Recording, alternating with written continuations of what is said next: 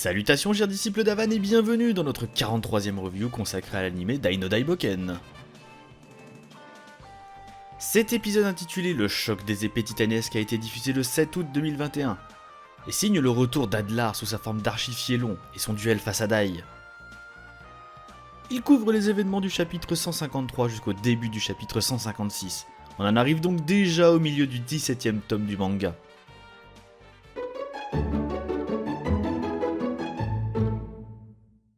La réalisation et le storyboard de cet épisode ont été confiés à Yoshihiro Ueda, que nous n'avions pas revu depuis l'épisode 37 à ce poste. Comme à son habitude, il propose des angles de vue sur des personnages qui les mettent bien en valeur, ce qui n'est pas pour nous déplaire, bien au contraire. Noboru Koizumi signe son retour à la direction de l'animation. Comme à son habitude avec sa femme Kyoko Izumi, ils ont animé la majeure partie de l'épisode et ils nous ont proposé un rendu très fin et de l'action dynamique. Ils ont été épaulés seulement par 5 autres animateurs, ce qui est très impressionnant au vu de la qualité de l'épisode. Naoko Yamaoka réalise sa deuxième participation à la supervision de l'animation après le 33. Elle avait également été à la direction de l'animation sur les épisodes 30 et 35. Il est enfin temps d'analyser ce 43e épisode, et nous pourrons constater ensemble qu'il dispose de nombreuses qualités. Allez, c'est parti!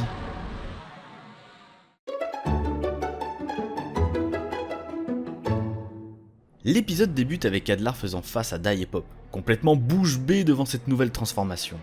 Nous sommes régalés par de superbes plans du roi du mal, disposant d'un léger effet de flou qui met bien en valeur la chaleur générée par ces sombres flammes.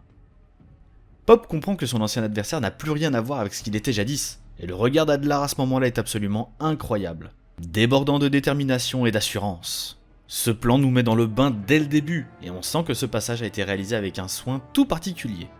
Son regard dans la planche d'origine était aussi très impressionnant, dans lequel il défiait la troupe avec un sourire aux lèvres. Dai, quant à lui, s'aperçoit des similitudes entre le nouveau corps du roi du mal et celui que Zamza avait utilisé lors du tournoi de Romos. Il comprend alors que son ennemi est devenu un archifiélon, grâce aux données envoyées par le fils de Zaboera juste avant sa mort. Dans le manga, une seule planche nous présentait une comparaison sous forme d'arrière-plan. Ici, nous avons le droit à une mise en scène plus travaillée, avec plusieurs travelling nous présentant davantage les différentes parties du nouveau corps d'Adlar. Celui-ci prévient d'ailleurs nos héros que sa puissance va bien au-delà de celle des anciens adversaires de Dai. Il accompagne le geste à la parole en concentrant sa puissance. Là encore, un bon travail de mise en scène a été réalisé. En effet, dans le manga, Adlar avait créé une forme d'aura autour de lui avant de s'élancer sur Dai. Les pages étaient réussies, mais les plans n'étaient pas tellement impressionnants, alors qu'ici l'aura est accompagnée d'éclairs et de flammes, ce qui rend l'assaut visuellement plus satisfaisant.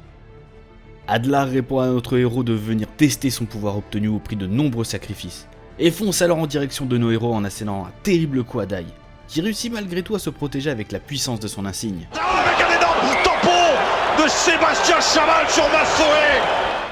Le choc semble terrible, avec un léger effet de déformation et de résistance. Dans le manga, ce moment était davantage focalisé sur la réaction de Dai, notamment avec un excellent travail sur ses yeux, à la fois surpris de la vitesse d'Adlar, mais aussi de sa toute-puissance. Notre pauvre chevalier dragon est expulsé à travers les rochers des mortes terres, tandis qu'Adlar nous offre encore une fois le regard d'un prédateur chassant une pauvre proie sans défense. Alors est-ce qu'il le défie du regard ou pas? Oui, je crois qu'il l'a défié du regard. La nouvelle musique proposée sur cette scène, certainement le thème du roi du mal, est d'une beauté et a un aspect épique incroyable. Malheureusement pour le pauvre garçon, sa main est engourdie et il ne peut pas dégainer son épée dans ces conditions. L'archifiélon ne le lui laisse pour autant aucun répit et refonce sur lui à nouveau avec ses griffes. L'attaque est fidèle aux planches de base, dans laquelle sa puissance brute lui permettait de détruire les roches sans problème. Alors que Dai s'élance en l'air pour esquiver le coup, son adversaire lui assène un terrible Yora de plein fouet, ce qui le fait tomber sur le sol avec une fumée du plus bel effet. Quelques modifications ont été réalisées à ce sujet. Tout d'abord, dans le manga, Pop encourage son ami, ce qui a disparu ici. De plus, à la base Dai se prenait la magie d'Adlar de face, tandis qu'ici on a l'impression que le sort vise le dos. Ces modifications mineures ont dû être réalisées pour donner plus de rythme à l'action, et nous sommes une nouvelle fois gratifiés d'un regard d'Adlar vraiment magnifique. Un gros travail a été réalisé sur son visage dans cet épisode, et c'est du super boulot. Pop ne comprend pas comment un archifiélon puisse utiliser des magies, mais Adlar ignore ses remarques pour se concentrer sur la suite du combat. C'est Kilvern qui révélera finalement que le roi du mal a tout sacrifié pour son combat contre Dai, et restera ainsi pour toujours. Adlar ne pourra jamais retrouver son apparence de démon. Mais alors, comment vaincre une créature surpuissante qui n'a plus aucun défaut? Adlar nous explique qu'il s'est débarrassé de sa fierté afin d'être victorieux, et que c'est en réfléchissant aux enseignements de Maître Avan qu'il a pris cette décision. La planche de base nous présentait le roi du mal avec une sensation de vitesse impressionnante, et cette sensation a bien été retranscrite. Ce passage est fondamental dans l'évolution du personnage, qui commence à s'imprégner malgré lui des valeurs de la coterie des héros. Les coups s'enchaînent et quelques mouvements ont été créés à l'occasion, notamment lorsqu'Adlar enfonce ses griffes pour pouvoir mieux gérer sa propre vitesse. C'est une excellente idée et cela renforce le côté bestial de sa nouvelle apparence.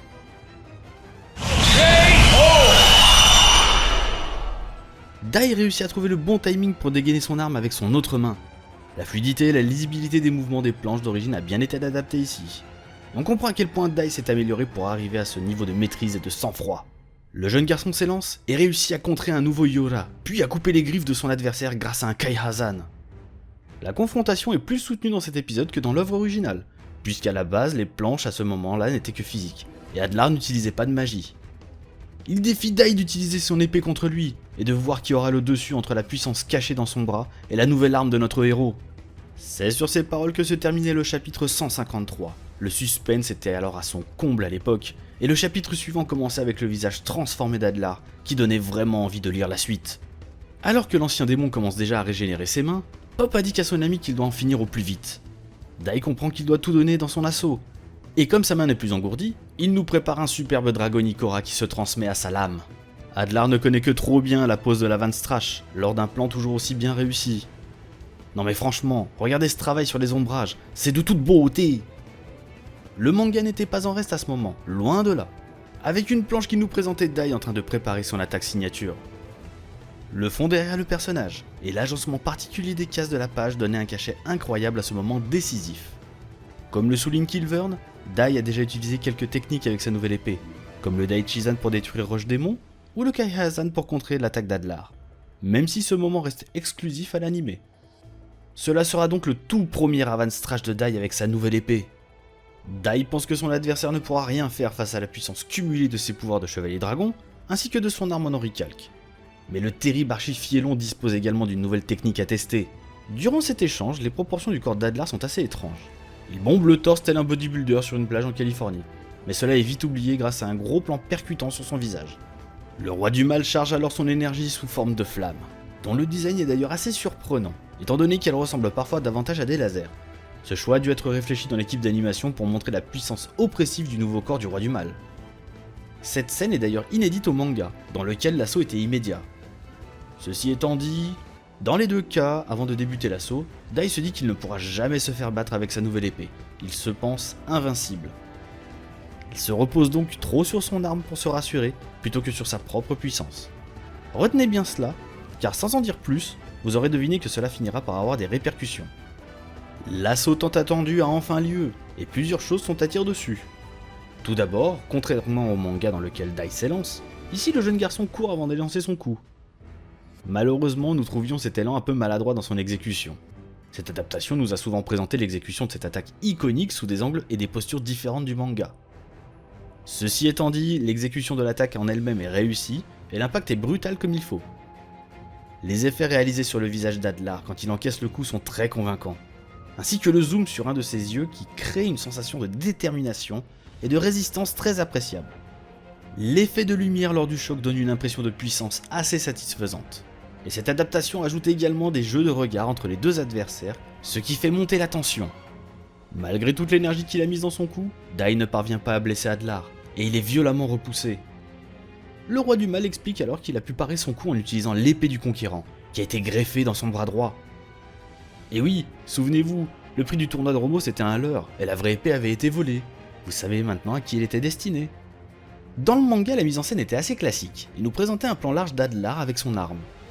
L'adaptation a vraiment fait du bon travail pour nous révéler l'épée, qui s'ouvre petit à petit et sortant du bras.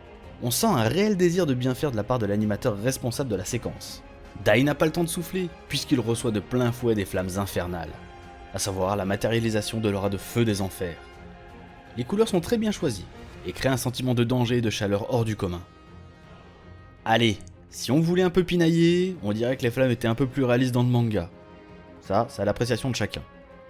La mise en scène reste toutefois très satisfaisante, et reprend à merveille cette sensation de puissance dégagée par les pages du manga. La musique a bien été choisie, et rend vraiment hommage à cette scène iconique. Et c'est sur cet assaut que se terminait le chapitre 154. On en arrive donc au point sous-titre. L'attaque ultime d'Adlar dans sa nouvelle forme a été nommée Ultra Pyroflagration, tout attaché. Pour le coup, on peut dire que les traducteurs se sont donnés à fond. A l'origine, cette attaque s'appelle Choma Bakwenha. Dans la traduction française des éditions Tonkam faite par Fédois Lamodière, cette attaque s'appelait Flamme explosive de l'Archimère. Ce qui paraît logique étant donné que cette technique consiste à faire passer les flammes infernales à travers la lame de l'épée du conquérant. Bon, et dans les éditions j'ai lu, les flammes étaient maléfiques, hein, mais elles n'étaient pas que explosives, mais hyper explosives. Il est d'ailleurs intéressant de constater que les 3 seuls personnages capables de combiner magie et épée sont les mêmes 3 personnages à disposer d'une épée en orichalque. C'est intriguant, non? Il est trop tard pour Dai d'esquiver, et il doit se protéger avec Dragonicora, mais le pauvre garçon n'a plus assez d'énergie pour s'envelopper de cette protection. L'effet de sa confusion a été traduit sous forme de flou dans sa vision. Dans le manga, l'effet était différent. On peut voir sa vision se troubler, mais aussi se dédoubler, ce qui le rendait incapable de distinguer correctement les mouvements d'Adlar. Heureusement pour lui, Pop vient à son secours en utilisant Lura. La mise en scène est vraiment bien trouvée dans ce passage. On voit le pied de Pop quitter le sol juste avant le choc de la technique d'Adlar. Dans le manga, on voyait seulement le magicien crier, et on découvrait que le sauvetage de son ami après. Au vu de l'état de son camarade disciple et de la situation, Pop décide de s'enfuir, ce qui ne manque pas d'énerver Piroro. Mais cette tentative de fuite était sans compter sur le corps d'Adlar. En effet, celui-ci dispose de spalières capables de le faire voler à très grande vitesse. Leur présentation est très réussie, avec un effet extrêmement organique, et qui ferait penser à des réacteurs tant l'effet est impressionnant. La page d'origine a donc été sublimée dans cet épisode, et certaines personnes se demanderont bien s'ils sont en train de regarder Dai no Daiboken ou Gundam. Malgré son état, Dai ne comprend pas pourquoi Pop est intervenu, et le jeune magicien lui explique qu'il n'est pas capable de le vaincre maintenant. En effet, non seulement il s'est transformé en archifiélon, mais en plus il a réussi à ravaler sa fierté et à surmonter ses faiblesses. Ainsi, la fusion entre un corps parfait et un mental d'orichalque rend cet adversaire incroyablement puissant. Les 2 disciples arrivent donc à quitter les mortes-terres. Ils sont donc au continent glacé de Malnora si on regarde bien la carte du monde. Pop n'a plus beaucoup de mana en stock, et il décide d'aller le plus loin possible grâce à Tobelura. Direction Papnica. C'est évidemment à ce moment qu'ils sont rattrapés par Adlar, et nous offre quelques secondes de course-poursuite inédite au manga, dans lequel le roi du mal sort des nuages avec élégance, et force Dai à se battre contre lui pour protéger Pop. Un écueil apparaît à l'écran pour laisser à Zaboera le plaisir d'assister au combat. Tout comme dans l'épisode précédent, cette scène n'existe pas dans le manga, mais permet de bien développer le personnage du sinistre sorcier. Étant le responsable des expériences sur la transformation en archifiélon, Zaboera jubile, car faisant de Adlar un être dorénavant capable de rivaliser avec le chevalier dragon, il égale ainsi une création des dieux et se prétend à être leur égal. Adlar s'aperçoit que Dai est capable d'utiliser Tobelura même sans son emblème.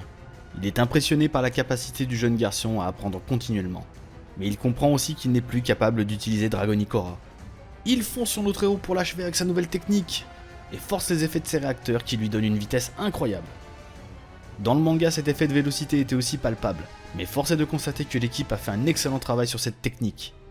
Les dessins ne sont pas en reste, et nous offrent un superbe roi du mal rendant hommage au matériel d'origine. Dai cherche désespérément un moyen de se défendre avant de subir l'impact. L'enchaînement des scènes est volontairement abstrait. Si nous ouvrons bien les yeux, nous pouvons apercevoir des détails comme des nuages, un éclair ainsi qu'une forme foudroyante, qui s'oppose à la lame du conquérant. Une lumière aveuglante apparaît avec un effet très appuyé sur le pauvre Pop, qui est obligé de se protéger. Cela reprend avec brio la page du manga dans laquelle une énorme déflagration est présente, ne présentant rien d'autre de visible que notre petit Pop. Une autre page présentait aussi un halo de lumière avec Mistvern, Killvern et Piroro qui assistaient bouche bée à la scène. La lumière faiblit à peine que le corps de Dai est propulsé dans un des icebergs de l'océan glacé. Et malgré toute sa bonne volonté, Pop n'arrive pas à le trouver. Une petite planche humoristique a été ajoutée lorsque Pop essaye de regarder dans l'eau. C'est réussi mais ça tranche quand même pas mal avec la sonalité du moment. Le diadème de Dai s'enfonce dans les profondeurs de l'océan, laissant peu de place à l'espoir quant à sa survie. Pop ne peut pas croire que Dai est perdu avec sa nouvelle épée. Et lui aussi fait la même erreur que son ami, en se focalisant uniquement sur son arme plutôt que sur sa force d'âme, dont il faut être animé pour remporter la victoire. C'est ce mental qui a permis à Adlar d'être victorieux, et ce bougre est toujours en vie. Mais il admet tout de même que le héros était à la hauteur de ses espérances. On peut voir que l'échange de coups a été dévastateur, le corps d'un ancien démon semble très endommagé. Dans le manga, les effets de brûlure étaient plus poussés, ce qui est assez caractéristique de cette adaptation. Le roi du mal s'évanouit et tombe lui aussi dans les eaux de l'océan glacé. L'épisode se termine tandis que Kilvern demande à Miss Vern de s'enquérir de l'état d'Adlar et se retourne vers Pop pour se débarrasser de lui. Dai est-il toujours en vie? Pop va-t-il être assassiné par Kilvern? Le suspense est à son comble.